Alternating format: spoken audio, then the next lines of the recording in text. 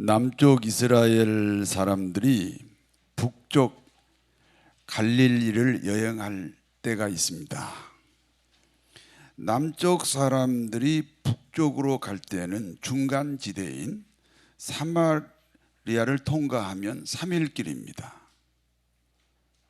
그러나 남쪽 이스라엘 사람들은 쉽게 가는 3일 코스를 선택하지 않고 요단 동편으로 가는 6일 코스를 선택합니다.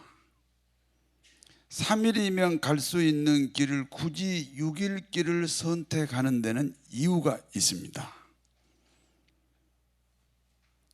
중간지대인 사마리아는 한때 아수르 나라가 지배를 했습니다. 아수르 나라는 이 사마리아 지역 사람들을 이방인과 강제 결혼을 시켰습니다. 이 사마리아 사람을 관리하기가 힘들어요. 왜냐하면 성민 사상이 너무 강해요. 그래서 혼혈 민족을 만들어서 성민 사상을 깨뜨려 버리겠다. 그런 정책으로 이방 사람들과 이 사마리아 사람들을 결혼시켰습니다. 그러니까 남쪽 이스라엘에서 보니까 사마리아 사람들이 이방인과 결혼했어요. 이방인과 결혼한 것을 하나님을 배신한 행위로 보는 거예요. 그러므로 남쪽 이스라엘 사람들은 사마리아 사람들과 절대로 상종하지 않습니다. 만약에 사마리아 사람과 상종하는 이스라엘 사람이 있다면 그 사람 역시 하나님을 배신한 사람으로 낙인을 찍히게 됩니다.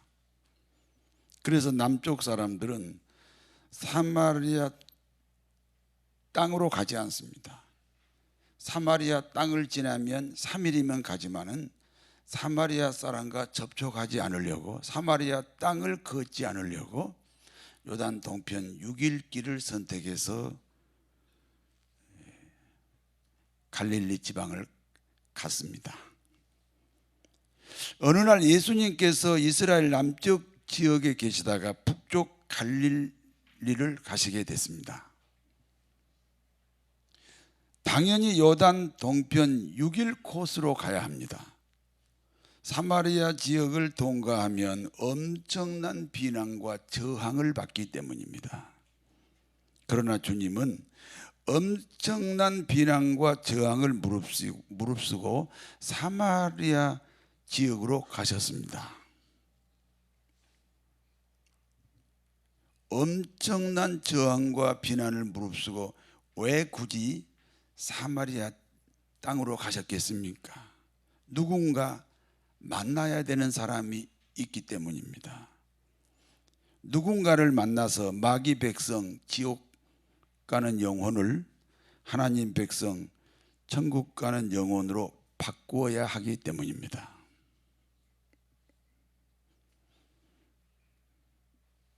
사마리아 땅에는 수가성이라는 마을이 있습니다. 수가성에는 마을 사람들이 모두가 함께 사용하는 우물이 하나 있습니다. 야곱이 판 우물이라 해서 야곱의 우물이라고 부릅니다. 예수님 일행이 야곱의 우물에 도착했습니다. 12 제자들은 음식을 구하기에 마을로 내려갔습니다. 시간은 낮 12시입니다. 낮 12시는 날씨가 너무너무 덥기 때문에 사람들이 활동하지 않습니다. 밖으로 나오지 않습니다. 그러니까 예수님 홀로 이 야곱의 우물가에 앉아 계셨습니다. 바로 그때에 어떤 여자가 물동이를 들고 이 야곱의 우물을 찾아왔습니다. 아마도 사람들을 피해서 이 시간을 선택한 것이 분명합니다. 누군가 만나는 것이 부끄럽거나 아니면 모든 사람들의 비난을 받는 여인이기 때문에 사람들을 피해서 이 낮 12시에 물 길르러 온 것이 분명합니다. 예수님이 여인을 보고 이렇게 말씀합니다. 요한복음 4장 7절에서 9절을 한번 같이 읽습니다. 사마리아 여자 한 사람이 물을 길르러 왔으며 예수님께서 물을 좀 달라 하시니 이는 제자들이 먹을 것을 사러 그 동네에 들어갔음이러라. 사마리아 여자가 이르되 당신은 유대인으로서 어찌하여 사마리아 여자인 나에게 물을 달라 하나이까 하니 이는 유대인이 사마리아인과 상종하지 아니함이러라. 주님이 말씀합니다. 나에게 물을 좀 달라. 여러분, 예수님이 굳이 그 여인에게 물을 달라 하는 이유를 아시나요? 지금 이 여인은요, 물 길르러 왔잖아요. 지금 이 여인은 물이 관심이 많아요. 상대방 관심에 초점을 맞추는 거예요. 여러분, 그런 사례가 많잖아요. 결혼 초에는 항상 아내는 남편에게 맞추고 또 남편은 아내에게 맞추다가 한 10년이 넘게 사니까 네가 나한테 맞춰라 이래가지고 싸우고 갈등이 있잖아요. 모든 대인관계는 상대방의 관심에 맞추면 여러분이 삶을 성공할 수 있습니다. 예수님이 그 여인의 관심에 맞추어서 물 좀 달라 이렇게 말씀하셨습니다. 나에게 물을 달라 하시는 주님에게 이 여인이 대답합니다. 당신은 유대인입니다.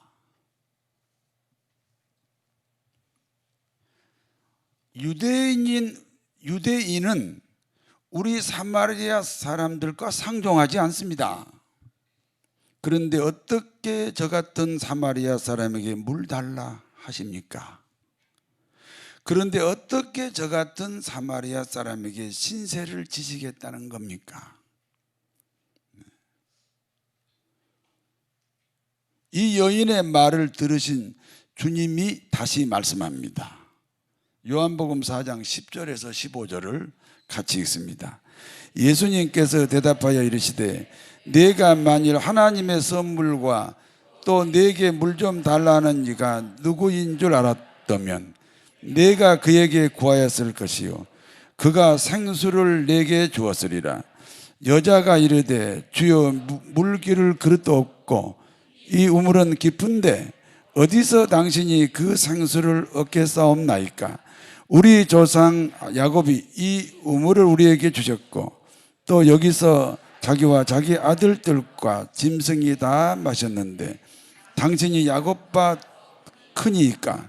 예수님께서 대답하여 이르시되 이 물을 마시는 자는 다시 목마르려니와 내가 주는 물을 마시는 자는 영원히 목마르지 아니하리니 내가 주는 물은 그 속에서 영생하도록 솟아나는 샘물이 되리라.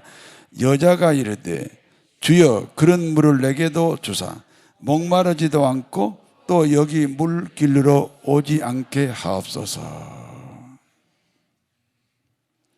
내가 너에게 물을 달라고 했다. 너는 물 달라고 한 내가 누구인지 모른다. 만약 너는 내가 누구인지 알았다면 내가 너에게 물 달라 하기 전에 내가 먼저 나에게 물을 달라고 요구했을 것이다. 여인이 대답합니다. 당신은 우물물을 퍼 올릴 도구도 없습니다. 여러분 이 야곱의 우물을 한번 제가 가봤는데요. 수천 년 지났잖아요. 땅이 두꺼워졌어요. 그래서 야곱의 우물로 가려면 한참 지하로 내려가야 돼요. 그리고 또 그 지하에서 다시 우물물이 굉장히 깊어요. 그러니까 이 우물물을 퍼 올릴 당신은 도구도 없습니다. 우리는 이 물로 대대로 살아왔습니다. 당신이 말하는 우물이 따로 있다는 것 같은데, 그러면 당신은 야곱의 우물보다 더 좋은 우물을 가지고 계십니까? 그렇다면 당신은 우리 조상 야곱보다 더 큰 사람, 더 위대한 사람입니까? 그 당시는 우물을 소유했다는 것이 큰 사람, 위대한 사람, 자기 조상 야곱이 우리 후손에게 물려준 이 우물 때문에 야곱이 큰 사람이고 야곱이 위대한 사람인데, 당신은 이 우물보다 더 좋은 우물물을 소유했으면 그러면 당신이 야곱보다 더 큰 사람, 더 위대한 사람인가 하는 질문입니다. 그때 예수님 말씀합니다. 너가 주는 물은 돌아서면 다시 목마르게 된다. 그러나 내가 주는 물을 마시면 영원히 목마르지 않는다. 내가 주는 물을 마시면 영원히 죽지 않는다. 영생의 물이다.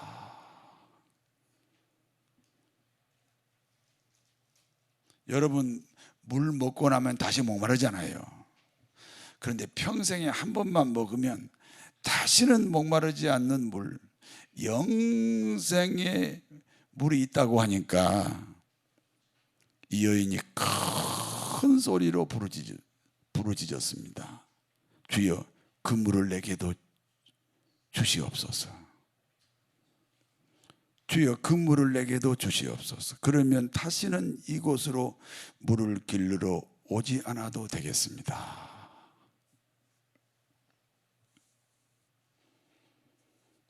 성도 여러분, 어떻게 하면 영원히 목마르지 않는 물을 먹을 수 있습니까?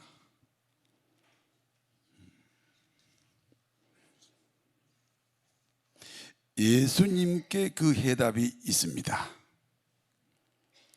예수님이 여인에게 말씀합니다. 여자야, 내 남편을 불러오라.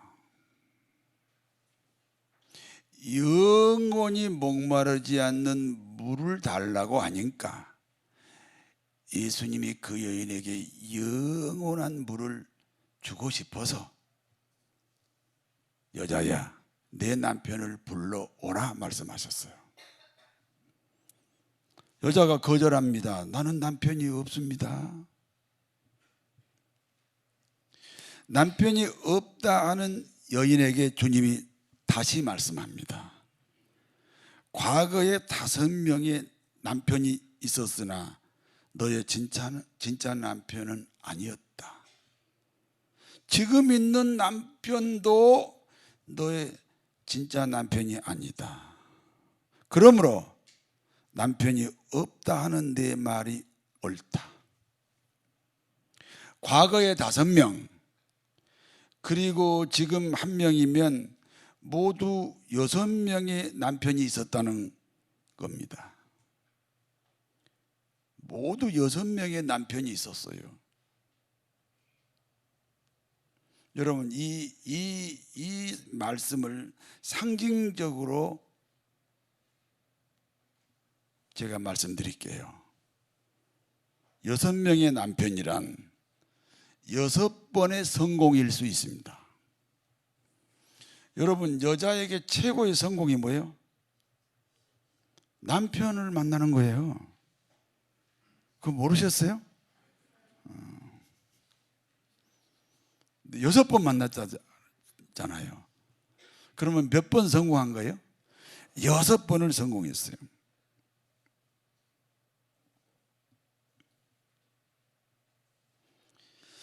여섯 번의 성공 때문에 지은 죄가 산더미처럼 쌓였습니다.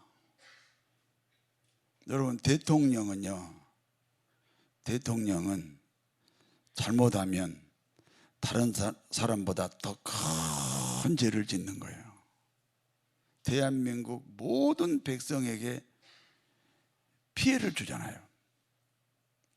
그 성공이 산더미처럼 죄를 쌓는 거예요. 그냥 평범하게 살면 괜찮았을 텐데 국회의원이 돼가지고 국회의원으로서 일을 잘못하면요, 나라에 큰 피해를 주는 거예요. 그러니까 성공을 했다는 말은, 그것도 6번이나 성공했다는 말은 틀림없이 엄청난 죄를 산더미처럼 쌓았다, 그렇게 말할 수 있어요.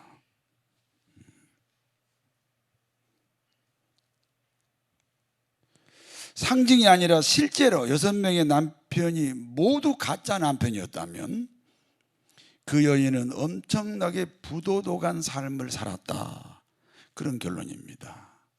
상징적으로 풀어도 이 사람은 죄가 많은 여인이고, 또 실제로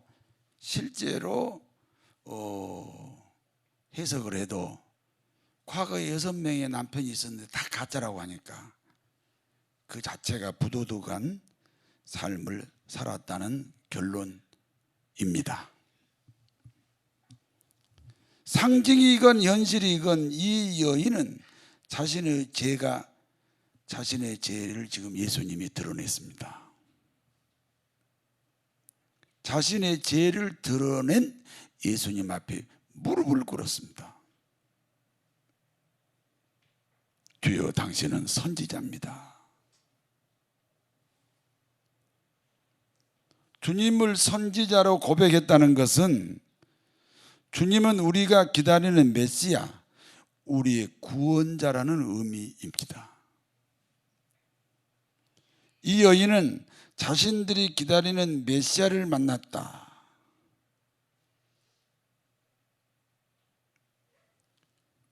메시아를 만났기 때문에 이 여인이 평소에 늘 딜레마에 빠져 있었던 어떤 문제를 주님에게 질문하는 거예요. 그것은 예배 장소입니다. 전통적인 신앙은 예배 장소가 예루살렘 성전입니다. 이스라엘 민족은 어디에서 살건, 심지어 외국에 살아도 자기 교회는 예루살렘 성전이에요.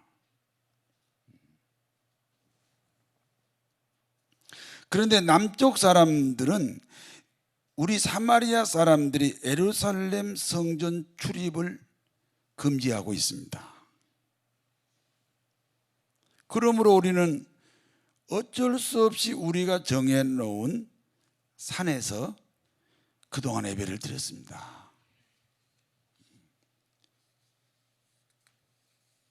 그 수가성 좌우에 산이 있어요. 하나는 에발산, 하나는 그리심산인데, 에발산은 저주를 선포하는 곳이고 그리심산은 축복을 선포하기 때문에 아마 그리심산에서 예배를 드렸을 것이다. 그러나 예루살렘 성전에서 드리지 못한 것 때문에 늘 마음에 아픔이 있었다, 그런 뜻입니다. 사마리아 모든 사람들의 공통적인 숙제였습니다. 혹시 우리가 잘못되었나요? 그와 같은 질문에 예수님께서 중요한 말씀을 하셨습니다. 장소가 중요하지 않다. 참된 예배가 중요하다. 하나님은 영이시다. 그러므로 예배하는 자들도 신령과 진정으로 영으로 예배해야 된다. 여러분, 지금 영으로 예배하셔야 됩니다. 예배라는 의미는 주님과 만나는 시간이거든요. 주님이 영으로 오셨기 때문에 여러분도 영으로, 세상적인 상식으로 말씀을 지금 듣지 말고 영으로 찬양하고 기도하고 말씀을 선포하고 드려야 되는 줄로 믿습니다.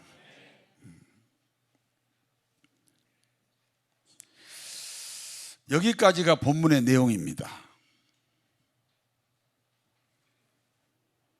오늘 본문이 주는 교훈을 말씀드리겠습니다. 첫 번째, 주님을 만나는 비결입니다.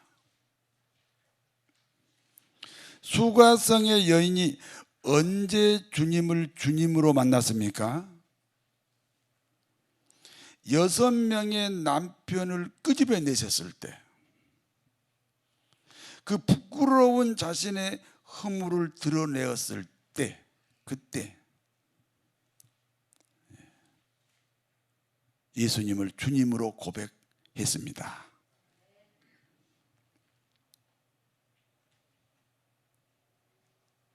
여러분, 우리가 구원받을 때 첫 번째 관문이 뭐였습니까? 나 자신이 죄인이라는 고백입니다. 원래 꽁꽁 숨겨놓았던 어느 날 그 죄가 생각나고 그 죄를 고백했을 때 우리는 그리스도인이 될 수 있었습니다. 이제 그리스도인으로서의 신앙생활이 뭡니까? 계속해서 끊임없이 우리 안에 숨겨진 죄를 발견하고 고백하는 겁니다. 죄를 발견하고 고백해요. 그런데 그 죄가 예수님 피로 용서받았어요. 그러므로 그분 앞에 무릎을 꿇는 거예요. 죄가 더 많이 생각나면 더 큰 무릎을 꿇게 돼요. 그래서 그분의 통치가 이루어져요. 그게 신앙생활이에요. 사도 바울이 언제 기독교인이 되었습니까? 여러분, 사도 바울 혼자 지금 다메섹으로 간 게 아니에요. 여러 명이 지금 다메섹으로 가고 있어요. 왜냐하면 예수 믿는 사람 잡아 감옥에 보내거나 반항하면 죽이려고 가기 때문에 여러 명의 군인들을 대동하고 가는 겁니다.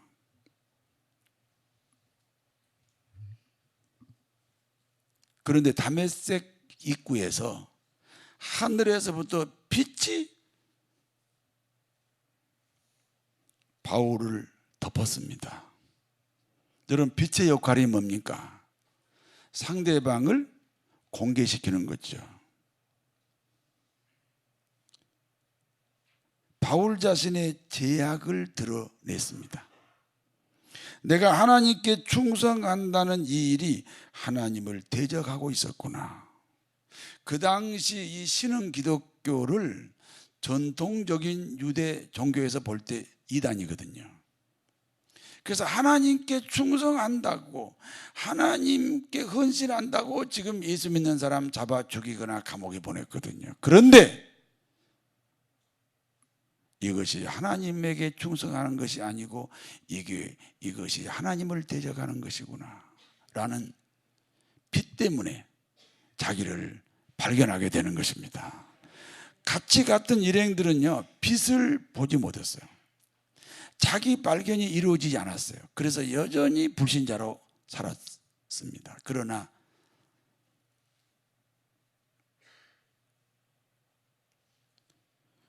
사도 바울은 자기 발견으로 불신자 사울이 신자 바울로 바뀝니다. 여러분, 처음에는요, 단순히 죄인이라는 고백으로 예수님을 영접합니다. 그런데 이제 나중에 이제 구원받았잖아요. 그리스도인이 됐잖아요. 그런데 계속 성장해야 돼요. 계속 헌신해야 돼요. 그 유일한 비결도 계속해서 자기 허물을 발견하는 겁니다. 여러분, 사도 바울이 어느 날 전도하다가 붙잡혀가지고 얼마나 얻어맞았는지요. 죽었다고 사람들이 쓰레기통에다가 던져버렸어요. 그런데 살아나가지고 툴툴 돌고 또 전도로 가요. 그 비결이 뭐예요? 나 같은 죄인 살리신 예수님의 은혜 때문입니다.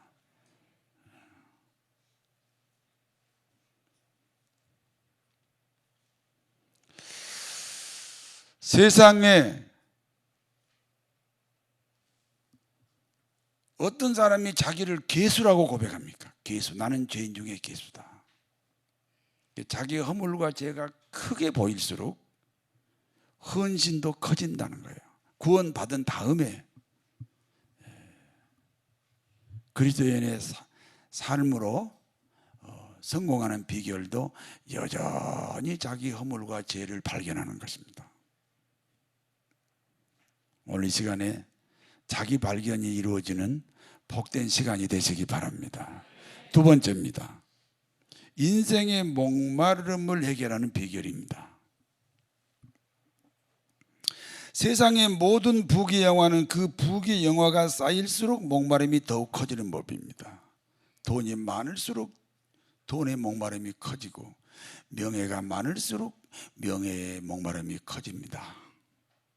솔로몬 부인이 1000명이라고 그랬잖아요. 왕의 부인이 1000명이요. 그럼 시골 아낙네들이 아니에요. 미스 재팬을 얻었는데 미스 코리아가 있어. 재팬보다 더 이쁘네. 그러면 또 코리아가 부인되고, 어느 날 또 보니까 미스 차이나가 있어. 어머, 차이가 나네. 그래가지고 또 이제 차이나를 또 부인으로 맞이하고, 그래갖고 1000명이 됐다고요.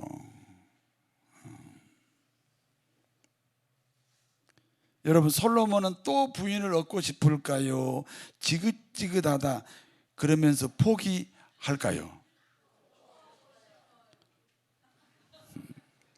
장가 한 번 간 사람보다 1000배나 더 장가 가고 싶습니다. 왜냐하면 1000명의 부인 때문에 1000배의 목마름이 생겼습니다.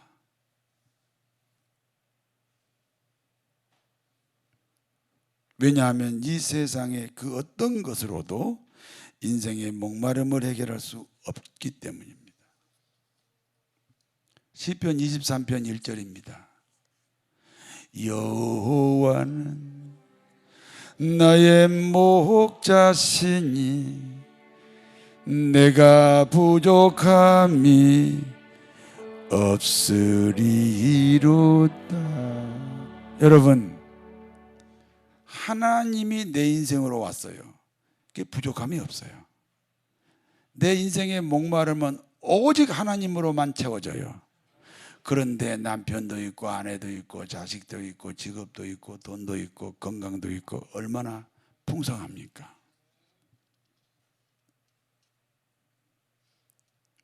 우리는 오직 말씀으로 목마름을 해결할 수 있습니다. 출애굽기 17장에 보면 이스라엘 백성들이 3일 동안 물을 먹지 못했습니다. 모세가 하나님에게 백성들의 목마름을 해결해 달라고 기도합니다.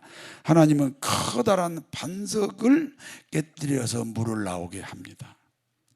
그리고 그 반석에서 나온 물을 먹게 하셨습니다. 이 반석이 예수 그리스도입니다.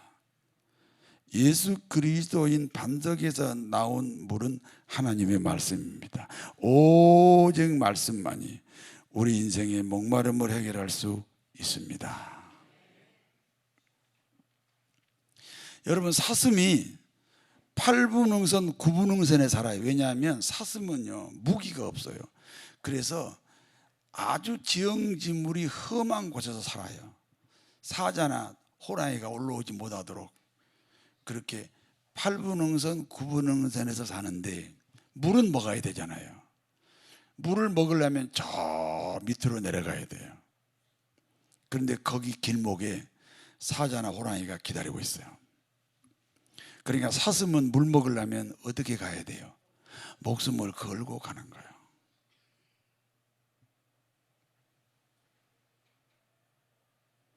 목마른 사슴신에 물을 찾아 헤매이듯이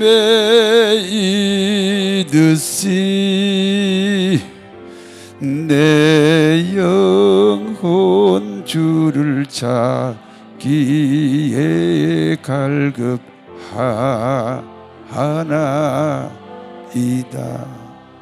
주님을 만나는 비결은 오직 자기 발견입니다. 자기 부족함을 찾아내는 겸손입니다. 인생의 목마름을 해결하는 유일한 방법은 하나님의 말씀입니다. 말씀으로 힘을 얻어 세상에서 승리하는 성도 여러분 되시기를 진심으로 축원합니다. 하나님 아버지, 오늘 수가성의 여인처럼 자기를 발견하고 예수님을 만나고 계속해서 자기를 발견하고 그리고 주님으로만, 주님의 말씀으로만 인생의 목마름을 해결하여 삶에서 승리하는 저희들로 축복해 주옵소서. 예수님 이름으로 기도하옵나이다. 아멘.